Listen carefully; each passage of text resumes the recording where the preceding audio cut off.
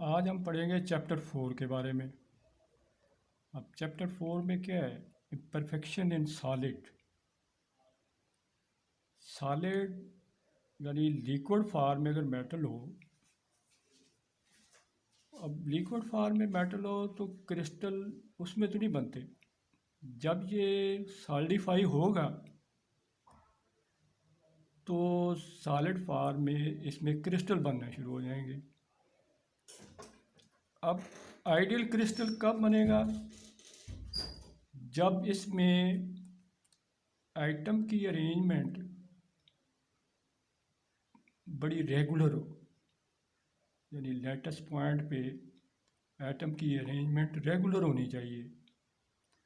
इसकी मैं डेफिनेशन लिख देता हूँ। यानी आइडियल क्रिस्टल बनने के लिए क्या होना चाहिए? Ideal crystal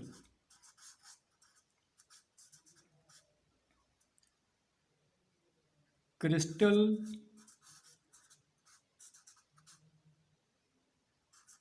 with regular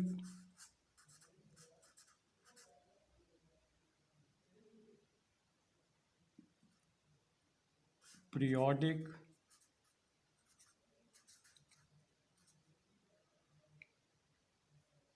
arrangement of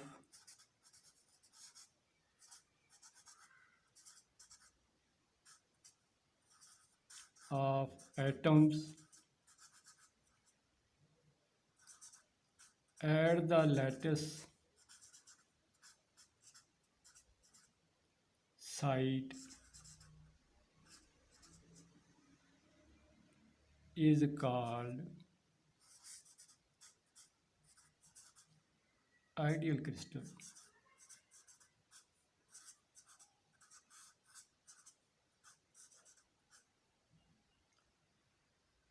अब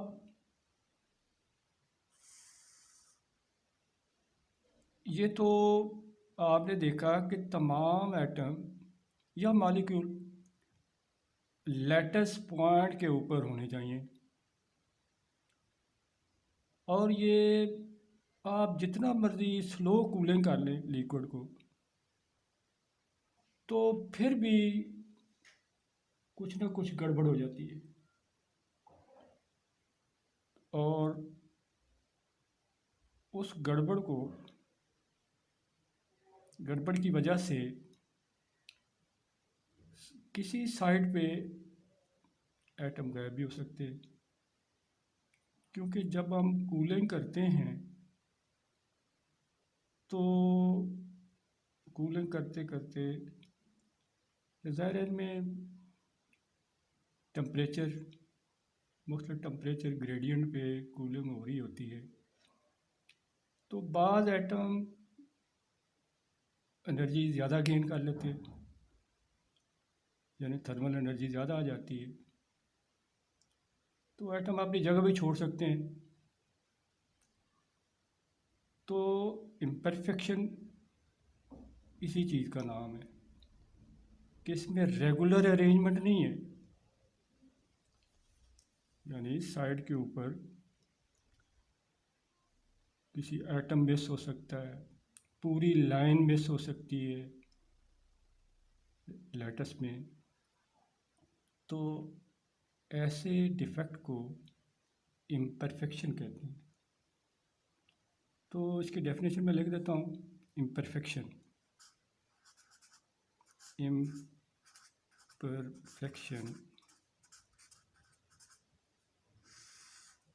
imperfection या defect same thing.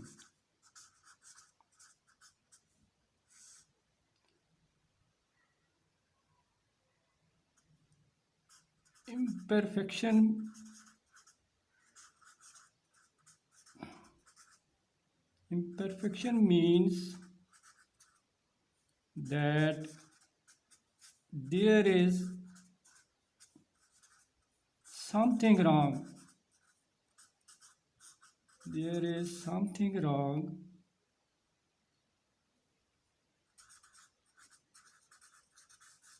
with the arrangement of arrangement of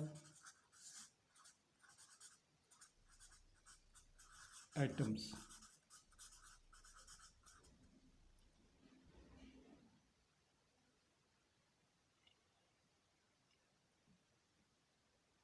अब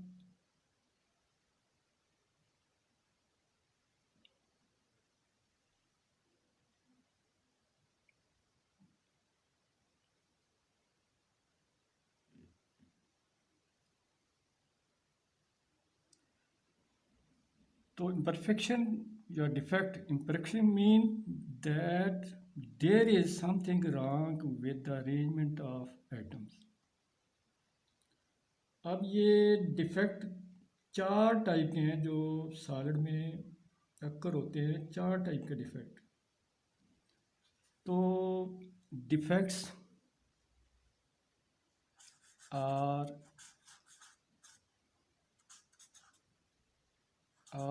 ऑफ फोर टाइप्स।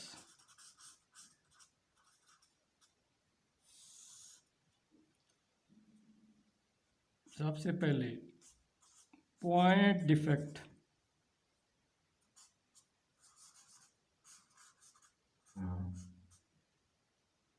इसको ज़ीरो डिमेंशन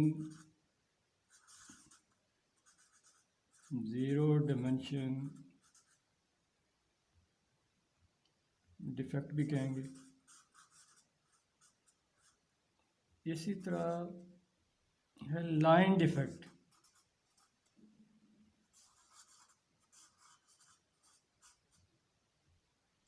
इसको हम कहेंगे वन डिमेंशन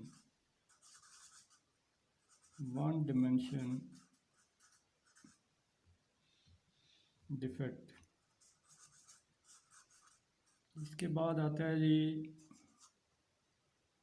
लाइन डिफेक्ट के बाद प्लेनर डिफेक्ट।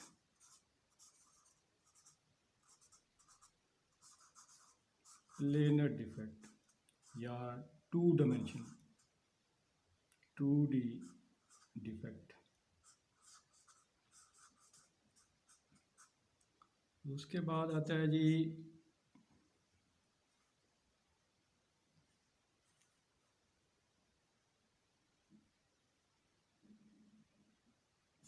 नंबर 4 पे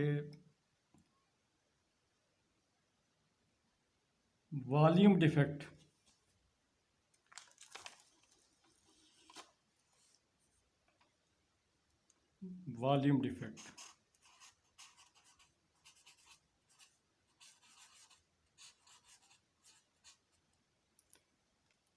चलें इसको एक एक करके हम थोड़ा सा डिटेल में पढ़ लेते हैं।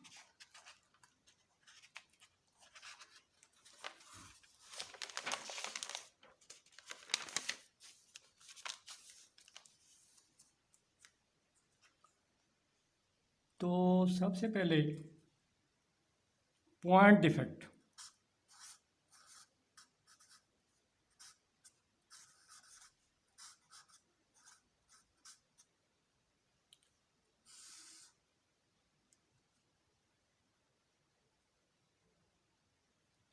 अब पॉइंट डिफेक्ट ये काफ़ी किस्म के। एक तो है जी वैकेंसी डिफेक्ट। फिर है जी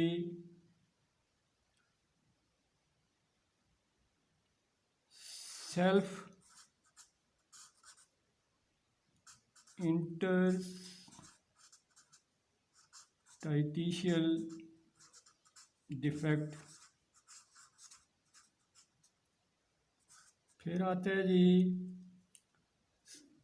सब्स्टिट्यूशनल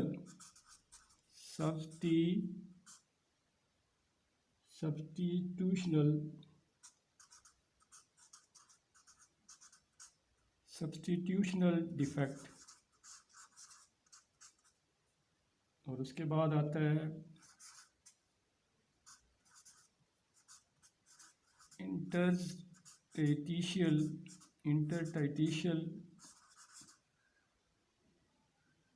impurities।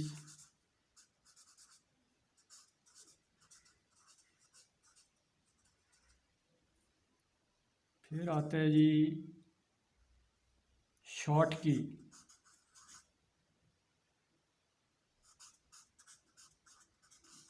शॉर्ट की डिफेक्ट। और आखिर में आता है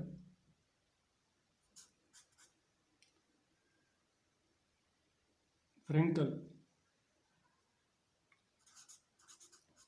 फ्रेंकल डिफेक्ट। अब हम इसको देख लेते हैं कि वन बाय वन। सबसे पहले वैकेंसी डिफेक्ट। मिसाल के तौर पे फ़र्ज़ करें कि एटम की अरेंजमेंट कुछ इस तरह की है। ये एटम की अरेंजमेंट है।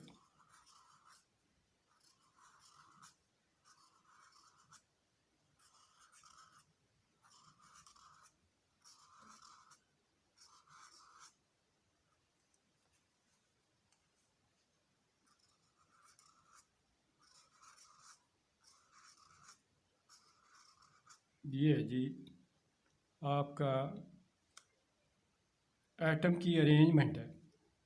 अब वैकेंसी डिफेक्ट में क्या होगा कि एटम अपनी जगह से गायब हो जाएगा।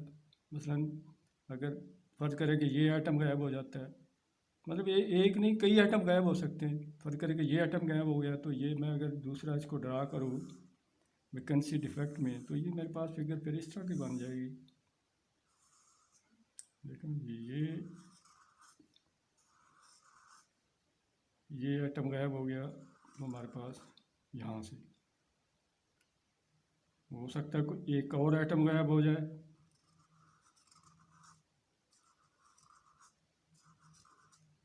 तो इसी तरह इसको कहेंगे हम वैकेंसी डिफेक्ट।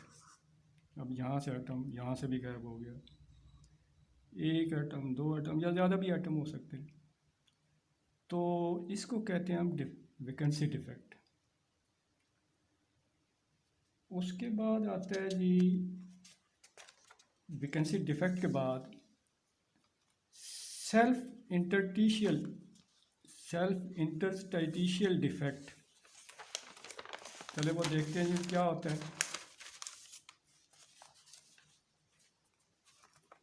अब जिस तरह मैंने सेल्फ चले लिख लेते हैं जी सेल्फ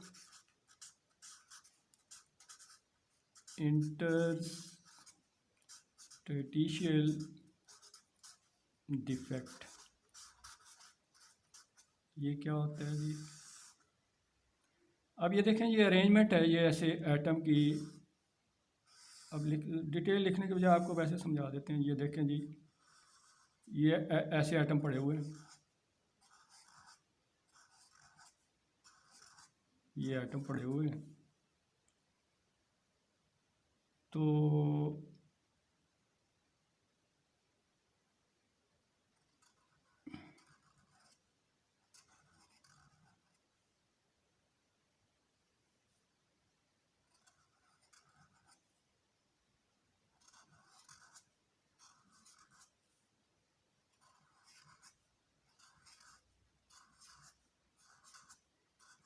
ये एटम इधर पहले पड़ा हुआ था तो ये उठ के ये जो गैप है इसमें ये एटम चला गया। यहाँ पड़ा हुआ था यहाँ से उठ के ये इस तरफ चला गया यहाँ पे। मतलब इस लैटिस से इससे बह नहीं गया। इसके दरमियान जो गैप है उसमें जा घुसा ये वाला आइटम। तो ऐसे डिफेक्ट को सेल्फ इंटरस्टिशियल डिफेक्ट कहेंगे। इस किस्म का डिफेक्ट अगर ज़्यादा हो जाए तो एक्सेप्टेबल नहीं होता as compare to vacancy defect. उनकी तादाद ज़्यादा भी हो जाए सॉलिड चल जाएगा। इसकी ये उससे बहुत कम भी हो तो ये सारी लैटिस को ख़राब कर देता है। यानी ये इसके दरमियान ये जब ये ज़्यादा होते जाएंगे ये सारी लैटिस ख़राब हो जाएगी। इसके बाद आता है जी सब्स्टिट्यूशनल इम्प्योरिटीज़।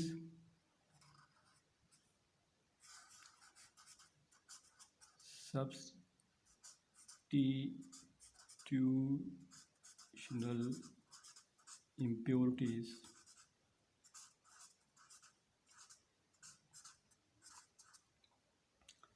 अब इसमें क्या होता है, मिसाल के तौर पे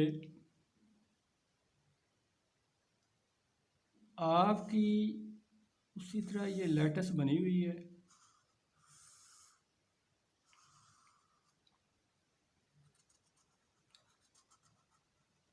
ऐसे लेट, तो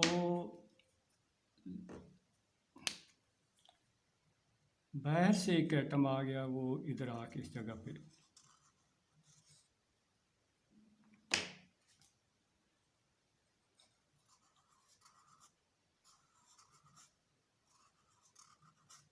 ऐसे, अब ये वाला आइटम बाहर से आया, ये उस जगह पे इसको सब्स्टिट्यूट कर गया,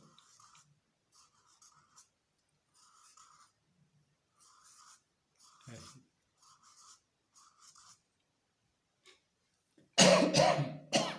सॉरी, इस किस्म की इम्प्योरिटी को सब्स्टिट्यूशनल इम्प्योरिटीज़, यानी ये डिफेक्ट है कि जो ओरिजिनल एटम है उसकी साइड पे कोई और एटम आ गया, ऐसे डिफेक्ट को सब्स्टिट्यूशनल इम्प्योरिटी या सब्स्टिट्यूशनल डिफेक्ट कहेंगे। अब ये जो सब्स्टिट्यूशनल इम्प्योरिटी या सब्स्टिट्यूशनल डिफेक्ट है, ये ज़्यादा से ज़्यादा भी हो सकता है, बशर्ते कि जो एटम सब्स्टिट्यूट कर रहा है, नया एटम जो ऐसे आके ये सब्स्टिट्यूट कर रहा है, जैसे ये वाला एटम, ये इसने सब, इस तरह के कई एटम इस तरह आ जाएं तो ये इसकी जगह या कोई ऐसे इस तरह एटम ऑक्यूपाई करते रहें, सब्स्टिट्यूट करते रहें, तो ये आप ये कहेंगे कि दो मेटल आपस में डिज़ॉल्व हो रहे हैं और मैक्सिमम सॉल्युबिलिटी इन दो एटम की, सॉलिड सॉल्युबिलिटी दो एटम की, दो मेटल की तभी होगी, उसकी कुछ रीज़न है। तो हम देखते हैं कि इन दो मेटल को, एक ये है जिसके एटम मैंने पहले करे, ये वाले, दूसरा मेटल जो इनको सब्स्टिट्यूट कर रहा है वो इसमें डिज़ॉल्व हो रहा है। अब ये डिज़ॉल्व होना, इसकी कोई रिक्वायरमेंट है, सॉल्युबिलिटी की, मतलब कि कोई चीज़ किसी में हल की जाए उसकी कोई लिमिट होगी, तो उसकी कंडीशन क्या है कि ज़्यादा से ज़्यादा चीज़ ये सब्स्टिट्यूट करें, क्योंकि जब हम अलाय बनाते हैं तो दो चीज़ों को मिक्स करते हैं ना, दो मेटल को, तो इसकी रिक्वायरमेंट के लिए एक रूल बना हुआ है, ये एक मेटलर्जिस्ट था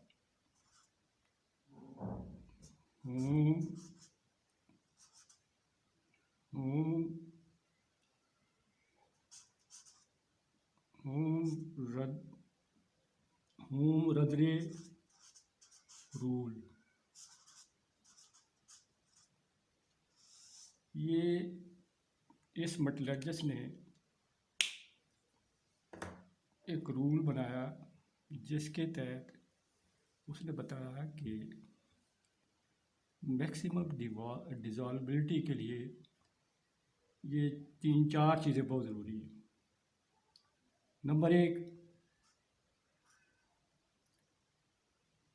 डाया ऑफ द एटम्स, यानी दो, इस एटम का और इस एटम का जो एक तो ये सल्यूट, ये वाला सल्यूट है, ये सॉल्वेंट है जिसमें हल हो रहा है, ये वाला। अब इनके डाई में जो डिफरेंस है वो 15% से ज़्यादा नहीं होना चाहिए मैक्सिमम डिवाइजिबिलिटी के लिए। पहली कंडीशन, जो डिफरेंस इन डाया है वो 15% से ज़्यादा ना हो। दूसरी चीज़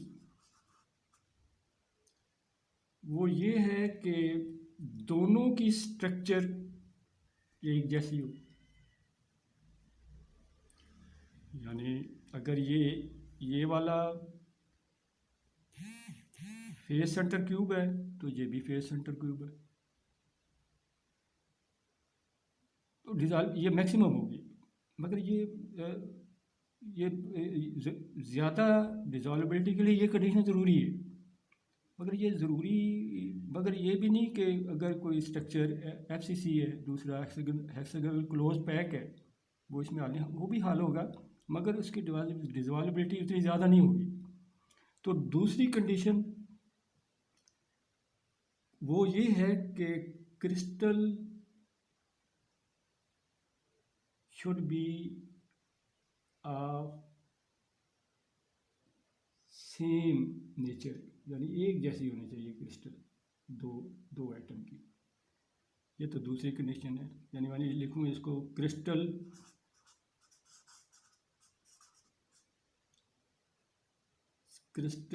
of two atoms must be same. ठीक है ना जी। अब इसके बाद तीसरी कंडीशन वो देखते हैं जी, वो क्या है।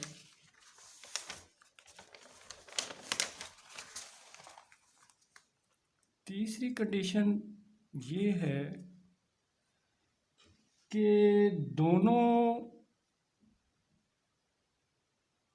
एटम की इलेक्ट्रोनेगेटिविटी में कुछ ज़्यादा डिफरेंस नहीं होना चाहिए। तो तीसरी रिक्वायरमेंट है देयर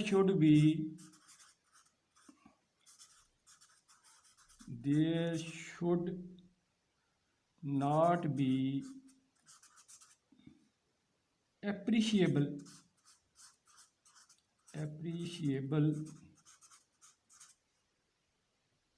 difference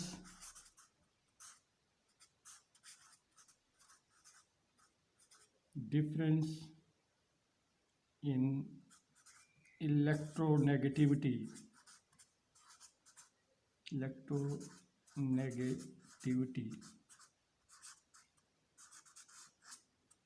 ठीक है ना जी।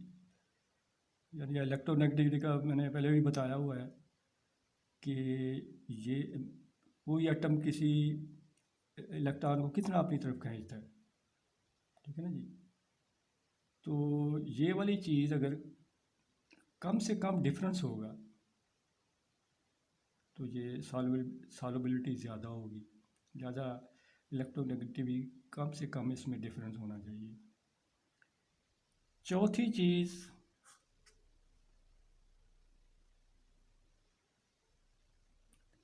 Item should have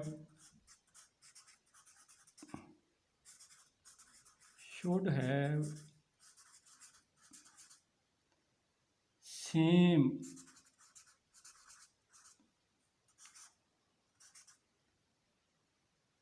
valence electrons.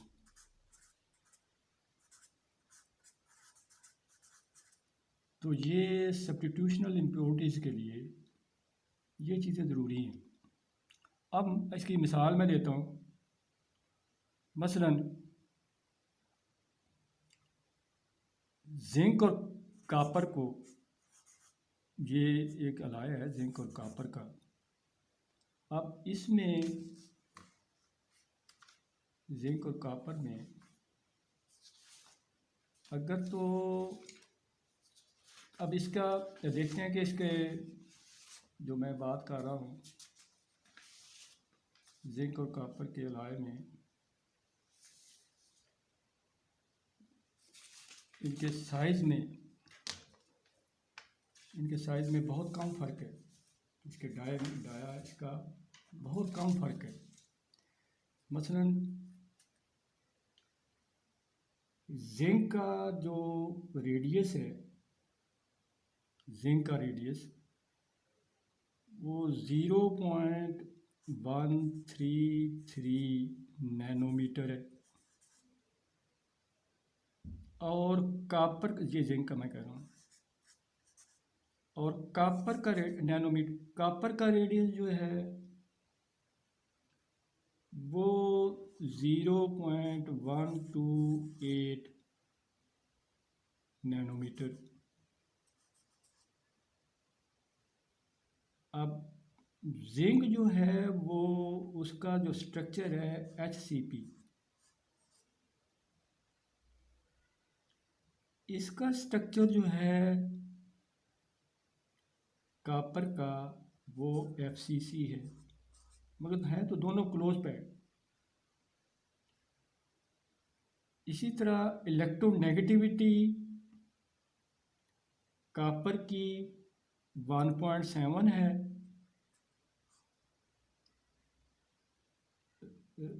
Copper की इलेक्ट्रोनेगेटिविटी 1.8 है, जबकि ये जिंक की इलेक्ट्रोनेगेटिविटी 1.7 है, और इनके दोनों के वैलेंस इलेक्ट्रॉन 2 हैं।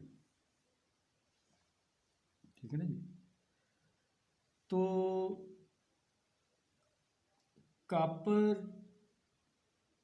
70% कापर हो, 70% कापर और 30% इसमें अगर जिंक मिलाया जाए तो ये एक बाइनरी एलॉय बनेगा, जो कि आपने देखा होगा कि जो कंडेंसर की ट्यूब हैं या आपका ऑयल कूलर की ट्यूब, ये इसी मटेरियल से बनती है, क्योंकि ये कापर इन्वायरमेंट को काफ़ी रेजिस्ट करता है। तो इसी तरह अगर आप कापर और जिंक, ये ब्रास बनता सारी, कापर और जिंक ये मिलके ब्रास बनेगा। इसी तरह अगर कापर निकल हो तो ये कापर और ये ब्रास बनता है, जो आपकी कार्ट्रिज यूज़ होती है उसका मटेरियल यही होता है, ब्रास। ये 70% कापर और 30% जिंक। इसी तरह अगर कापर और निकल को मिलाया जाए, अब कापर का डाया उसी तरह मैंने बताया कि ये 0.128 और निकल का 0.125 है, और दोनों की इलेक्ट्रोनेगेटिविटी वो बराबर है, 1.8 और 1.8। इसी तरह इनकी स्ट्रक्चर वो भी एक जैसी है, FCC, और वैलेंसी भी 2 है, कापर की भी 2, निकल की भी 2 है। लिहाजा ये मैक्सिमम डिज़ॉल्व हो सकते हैं आपस में। ठीक है ना जी। तो ये तो हो गया इसके बारे में सब्स्टिट्यूशनल इम्प्योरिटीज़। इसके बाद चलते हैं जी इंटरस्टाइशियल इम्प्योरिटीज़। वो क्या होती है?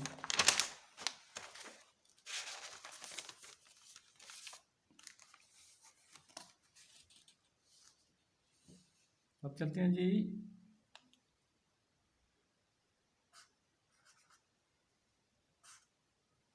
इंटरस्टाइशियल इम्प्योरिटीज़।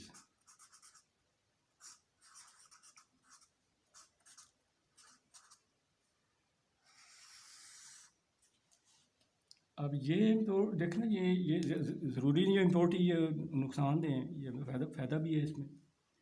अब इसमें क्या होता है, यानी एक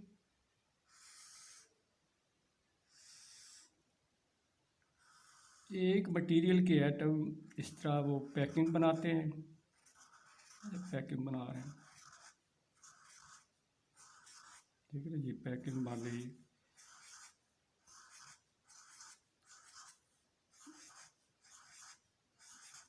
जो इम्प्योरिटीज़ हैं वो इसमें जो इसके अंदर वायर्ड होती है ना, यहाँ पे आ जाती है, ऐसे यहाँ पे आ गई, यहाँ पे ऐसे, ठीक है ना जी, यहाँ पे। ये मैंने गैप दे के बनाया सिर्फ आपको शो करने के लिए, अदरवाइज ये साथ साथ होती है, उसके दरमियान में जो गैप होता है वहाँ पे ये इम्प्योरिटी इसमें आती हैं। मिसाल के तौर पे फ़र्ज़ करें कि ये Fe है, आयरन का एटम है, ये कार्बन का एटम है, ठीक है ना जी। अब आयरन और कार्बन का डायग्राम आप पढ़ेंगे तो इसकी कोई लिमिट है इसके अंदर डिज़ाल्व होने की, क्योंकि ये जैसे आपको नज़र आ रहा है ऐसे है नहीं, ये बिल्कुल आप साथ साथ मिले होते हैं। जब ये अभी इसका साइज़ है ताकि ये इस लेटस को पूरी डिस्टर्ब ना कर दे, लिहाजा ये पूरी तरह ज़्यादा डिज़ाल्व नहीं हो सकता। यानी अगर स्टील में देखें 2.1% कार्बन होती है, तो इसी तरह अगर अल्फ़ा फेराइट है, वो भी हम आगे पढ़ेंगे, उसमें कार्बन की परसेंटेज बहुत कम 0.02, 2.1 तो मैंने स्टील में बताया जब आस्टीनाइट होगा, वो आगे पढ़ेंगे हम सारी चीज़ें, ठीक है ना जी। तो ये है इंटरस्टिशियल इम्प्योरिटीज़, यानी इसके वायर्ड में इम्प्योरिटी, इसके जो बड़ा एटम पैकिंग बना लेता है, छोटा एटम उसके जो अंदर वायर्ड होते हैं ना, ये खाली जगह इसके दरमियान में कहीं वहाँ पे जाके ये बैठ जाता है, तो इसको कहते हैं इंटरस्टिशियल इम्प्योरिटीज़। उसके बाद चलते हैं जी शॉर्टकी डिफेक्ट। शॉर्टकी डिफेक्ट ये तो था, ये Schottky defect.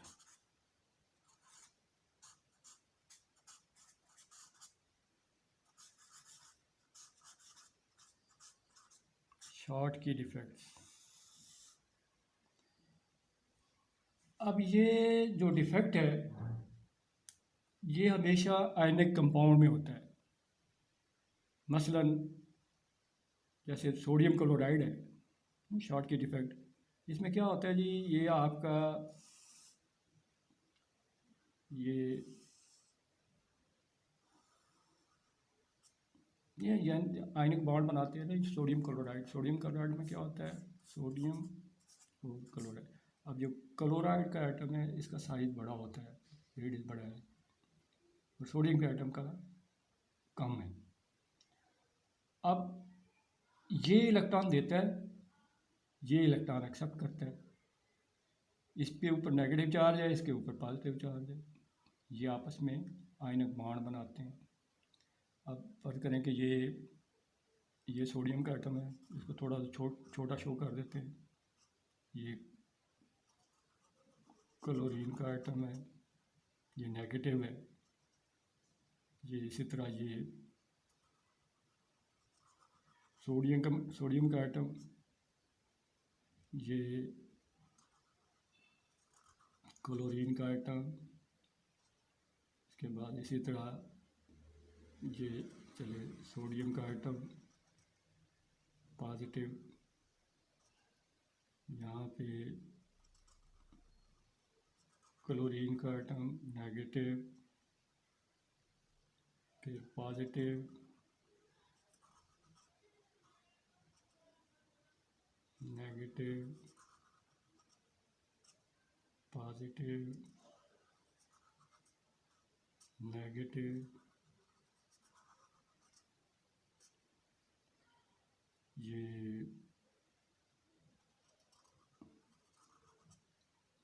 Negative negative positive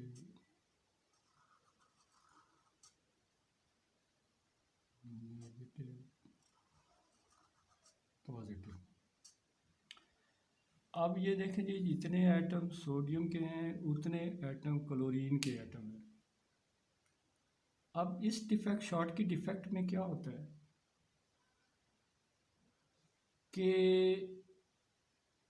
equal number of ये पॉजिटिव आयन और नेगेटिव आयन गायब हो जाएंगे इसमें। मतलब फर्ज करें कि ये इसमें गायब हो गया, ये पूरा पेयर अगर गायब हो गया इसमें से, तो इसके ऊपर चार्ज तो वो न्यूट्रल ही रहेगा, क्योंकि ये भी गायब हो गया, ये भी गायब हो गया, तो ओवरऑल तो ये न्यूट्रल ही रहा। तो ऐसे डिफेक्ट को शॉर्ट की डिफेक्ट कहते हैं। मतलब ये सोडियम क्लोराइड है, इसी तरह पोटाशियम क्लोराइड है, कैल्शियम क्लोराइड है, सिल्वर ब्रोमाइड है, पोटाशियम ब्रोमाइड है, ये सारे इसी तरह के कंपाउंड हैं जिसमें ये डिफेक्ट हो सकता है। तो इसी तरह आगे चलते हैं जी। Frenkel defect, Frenkel defect, Frenkel defect में क्या होता है कि इसमें कोई पॉजिटिव, बस फर्ज करें कि पॉजिटिव ये आयन अपनी जगह छोड़ देता है ऐसे करके। ये ये ये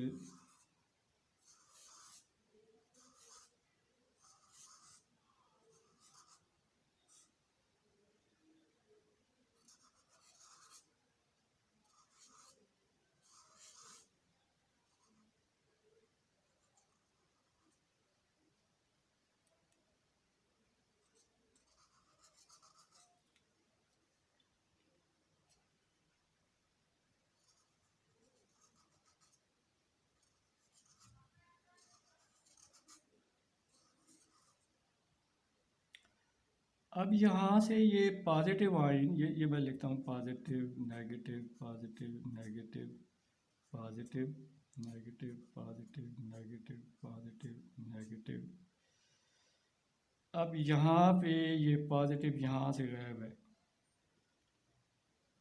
और ये कहीं इधर से निकल के यहाँ पे घुस गया, है उधर ही, यानी ओवरऑल ये न्यूट्रल ही है, ओवरऑल न्यूट्रल है, मगर ये अपनी जगह छोड़ के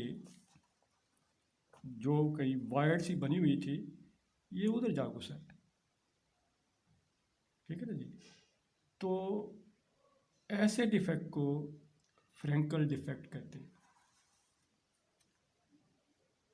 ये तो मैंने आपको पॉइंट डिफेक्ट के बारे में डिटेल में बता दिया। अब हम चलते हैं आगे लाइन डिफेक्ट, जो वन डिमेंशन, मैंने पहले बताया वन डिमेंशन डिफेक्ट। तो लाइन डिफेक्ट, अब लाइन डिफेक्ट, ये लाइन डिफेक्ट क्या है?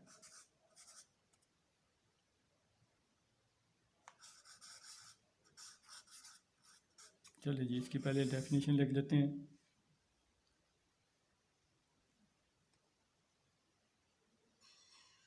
These defect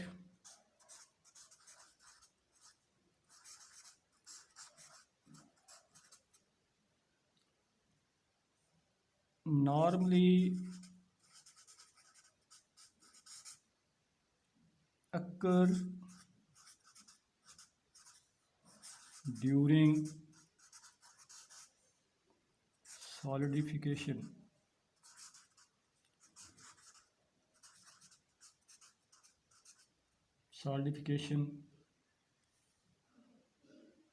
or plastic deformation.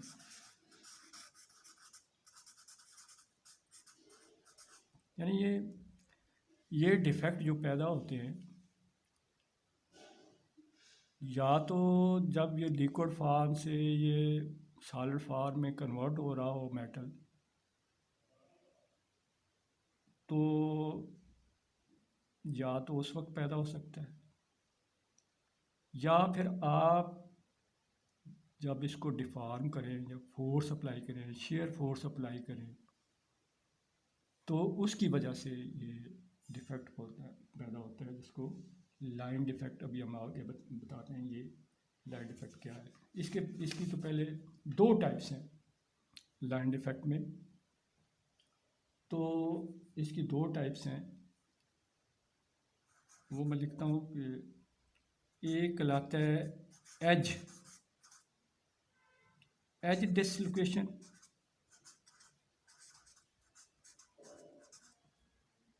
दूसरा कहलाता है स्क्रू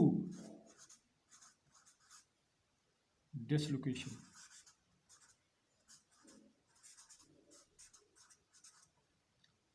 अच्छा, अब ये क्या चीज़ है? सबसे पहले एज डिसलोकेशन। एज डिसलोकेशन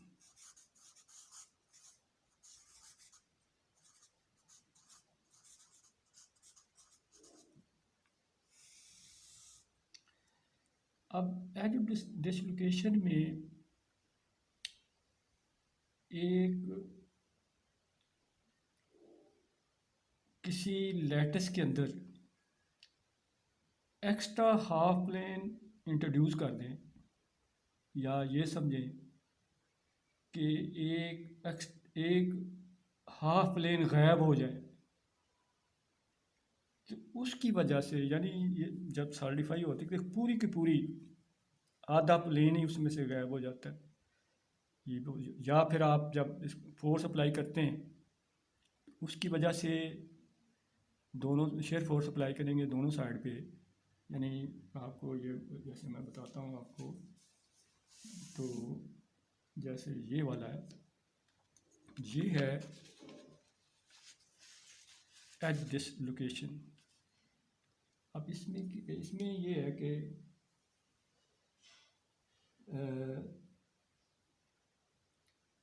यानी मैं जिसका आपसे बता रहा हूँ कि these defects are due to half plane are due to loss of half plane of atom in the middle of the lattice. यानी देखना जी, ये आपने देखा ये वाला, इसके ये आगे से ये पूरा का पूरा गया भाई, ये वाला नीचे वाला प्लेन, या ऐसे समझ लें कि लैटिस में ये एक आधा प्लेन आ गया, ये वाला ऊपर वाला। तो अब इससे होगा क्या? इससे ये होता है कि ये जो तो ये वाले एटम हैं ये कंप्रेशन में होंगे इससे ऊपर। यानी ये जो लाइन है ये पूरी की ये डिफेक्ट और कई जगह पे नहीं है। इस लाइन जो लाइन बन रही है ना, ये नीचे मैंने अगर इसको नीचे की तरफ ये पूरा का पूरा ये बना हुआ है, ये जो लैटिस सी बनी हुई है, ये आगे नीचे तक आगे तक जा रही है। यानी ये पूरी ये देखना, ये लाइन ये जा रही है नीचे भी, इसी तरफ ऐसे लाइन जा रही है वो, तो बाकी नीचे से गायब है।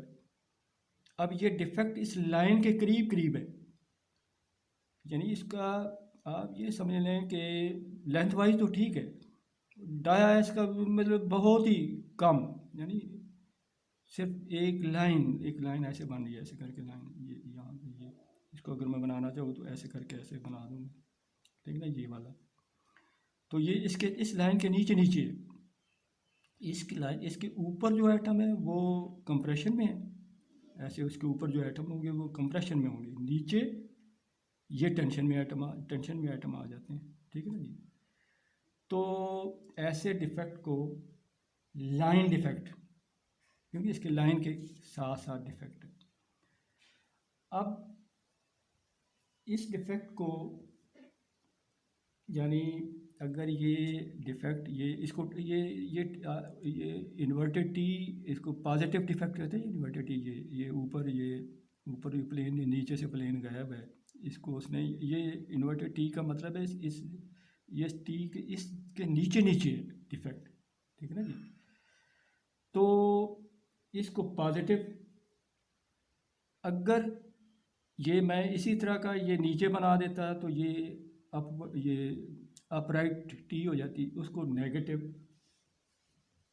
नेगेटिव डिसलोकेशन कहते हैं। अब इसमें एक टर्म यूज़ होती है डिस्प्लेसमेंट वेक्टर या स्लिप या बर्जर वेक्टर। अब ये बर्जर कोई नीदरलैंड का मेटलर्जिस्ट था, उसने बर्जर सर्किट बना के ये जो स्लिप है या डिस्प्लेसमेंट है, एटम के दरमियान जो डिस्प्लेसमेंट हुई है, उसको उसने ऑब्ज़र्व किया। मसलन मिसाल के तौर पे आप ये देखें ना, ये इसमें ये अगर मैं यहाँ से स्टार्ट करूँ, इसको मैं कहता हूँ ये 1, ये 2, ये 3, ये 4, ये 5, यहाँ तक पहुँचा। अब मैं इधर से गिनना शुरू कर देता हूँ, 1, 2, 3, ठीक है ना जी। इस तरफ मैंने कितना, यहाँ से शुरू हुआ, मैंने यहाँ से शुरू किया था मैंने 1, 2, 3, 4, ठीक है जी। यहाँ से शुरू करते हैं, 1, 2, 3, 4, 1, 2, 3, ठीक है ना जी। तो इधर से आप चलें जी, 1, 2, 3, 4, ठीक है। फिर इधर से 1, 2, 3, तो हम यहाँ पे पहुँचे, यहाँ पे एंड हो गया, ठीक है ना जी। यानी मैंने इधर से कितने काउंट किए, यहाँ से शुरू हुआ था, इधर से मैंने 4 काउंट किए, तो इधर मैंने 3 काउंट किए, इधर फिर मैंने 4 काउंट किए, 1, 2, 3, 4 काउंट किए, फिर मैं इधर से 1, 2, 3, तो ये मैंने यहाँ पे पहुँच गया। मैं शुरू यहाँ से स्टार्ट हुआ था, ये हमारा एंड इधर से हुआ, तो जो डिस्प्लेसमेंट आई वो ये वाली है, यानी एंड से। ये एक कन्वेंशन है, मतलब ये चेंज भी हो सकती है, ये वेक्टर की डायरेक्शन मैंने इस तरह दी है, ये वाली ये इसको इसका इस तरह भी दे दे, यानी कोई एक कन्वेंशन यूज़ कर लें। ये यहाँ पे एंड हुआ, एंड को मैंने स्टार्ट के साथ मिला दिया, ये वेक्टर, ठीक है ना जी। अब ये वाला वेक्टर, ये जो डिस्प्लेसमेंट लाइन है इसके बिल्कुल परपेंडिकुलर है, क्योंकि डिस्प्लेसमेंट लाइन तो इस तरह है ना, ये ऐसे करके ऐसे जा रही है, ऐसे ऐसे डिस्प्लेसमेंट लाइन ऐसे, ये इसके ऊपर बिल्कुल परपेंडिकुलर है ये वाला वेक्टर। तो इसको कहते हैं बर्जर वेक्टर या स्लिप बी को। तो ये तो है जी एज डिसलोकेशन में। इसी तरह एज डिसलोकेशन के बाद है जी स्क्रू डिसलोकेशन। अब स्क्रू डिसलोकेशन में क्या होगा जी, स्क्रू डिसलोकेशन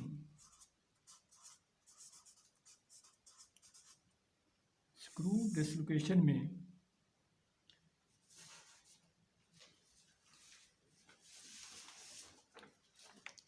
ये देखें जी, ये है जी स्क्रू डिसलोकेशन। अब स्क्रू डिसलोकेशन में क्या होता है कि एक फोर्स अपवर्ड है, एक डाउनवर्ड लगाई गई है, ठीक है ना जी। और ये फोर्स शेयरिंग फोर्स है, अपवर्ड और डाउनवर्ड, किस रीजन पे, जो कि ऐसे रीजन पे that is separated by cutting plane. ये कटिंग प्लेन है, जैसे डबल रोटी को नहीं ऐसे दरमियान में से फर्क करेगी, इधर से ऐसे काट दिया, ऐसे करके काट दिया डबल रोटी को, यहाँ से ये ऐसे करके ये वाली लाइन आपको ना यहाँ से काट देते हैं। तो ये कटिंग लाइन के यहाँ से यहाँ फोर्स लगाए, नीचे से ऊपर से ऐसे फोर्स लगाए, ऐसे ये देखिए ये ऐसे फोर्स लग रही है, ये ऐसे फोर्स नीचे ऐसे लगी, ऐसे ये इधर से फोर्स लगी ऐसे, तो ये देखें ये डिस्प्लेसमेंट हो रही है, ये पोर्शन नीचे आ गया, ये पोर्शन ऊपर ही है। अब ये है किधर, ये जो लाइन है ना, ये लाइन इसके गिर्द है। ये जैसे मैं आपको और ये बिल्कुल जैसे स्क्रू ऐसे नहीं बन, जैसे भी ये मेरा हाथ है, ऐसे करके ये ऐसे हुआ है, ऐसे, ये ऐसे, ये बिल्कुल ऐसे हुआ है। ठीक है ना जी। ये आप ठीक है ना जी। ये इसके ऊपर फोर्स लगाएं और ये हाथ से ये ऐसे ऊपर, ये नीचे से ऐसे लगाएं, तो ये ऐसे है। ठीक है ना जी। अब ये स्क्रू टाइप जैसे स्क्रू है, तो इसलिए इसको स्क्रू, ये है कहाँ पे, इस लाइन, ये लाइन है, इस लाइन के गिर्द। ठीक है ना जी। ये देखिए ना ऐसे है, जैसे ये लाइन इसके गिर्द है। अब अगर इसको मैं काउंट करना शुरू करूँ बर्जर वेक्टर के साथ, इसको कंपेयर करूँ, ये बर्जर बर्जर सर्किट बनाएंगे हम। ठीक है ना जी। तो चलें जी, हम इधर से चलते हैं। अब मैं इधर से गिनना शुरू कर देता हूँ जी। फ़र्ज़ करें कि मैं यहाँ से शुरू हो जाता हूँ, यहाँ से 1 2 3। अब चलते जाएं जी, 1 2 3 4 5 6। अब इधर से काउंट करते हैं, 1 2 3 4 5 6। अब ये आपने देखा 6 इधर हैं, 1 2 3 4 5 6, 1 2 3 4 5 6 इधर है। अब इधर भी देखते हैं, 1 2 3 4 5 6, ये भी ठीक है। अब इधर चलते हैं जी, 1 2 3 4 5 6 और ये 7। ठीक है ना जी। अब ये वाला, ये डिस्प्लेसमेंट आ गई इसमें, ये देख ना, ये 7 बन गया। तो ये वाली चीज़, ये डिस्प्लेसमेंट है, बर्जर वेक्टर करेंगे। अब आपने देखा ये वाला जो बर्जर वेक्टर है या डिस्प्लेसमेंट वेक्टर है या स्लिप वेक्टर है, ये वाला वेक्टर इस लाइन के पैरेलल है, ये वाली। ठीक है ना जी। तो स्क्रू डिसलोकेशन में बर्जर वेक्टर जो है डिसलोकेशन लाइन के पैरेलल होगा, जबकि आपने देखा है एज ए डिसलोकेशन में जो बर्जर वेक्टर है वो जो जो जो जो लाइन है, जो उसके बिल्कुल डिसलोकेशन लाइन के बिल्कुल परपेंडिकुलर था एज ए डिसलोकेशन, जबकि स्क्रू डिसलोकेशन में बर्जर वेक्टर डिसलोकेशन लाइन के बिल्कुल पैरेलल है। ठीक हो गया। तो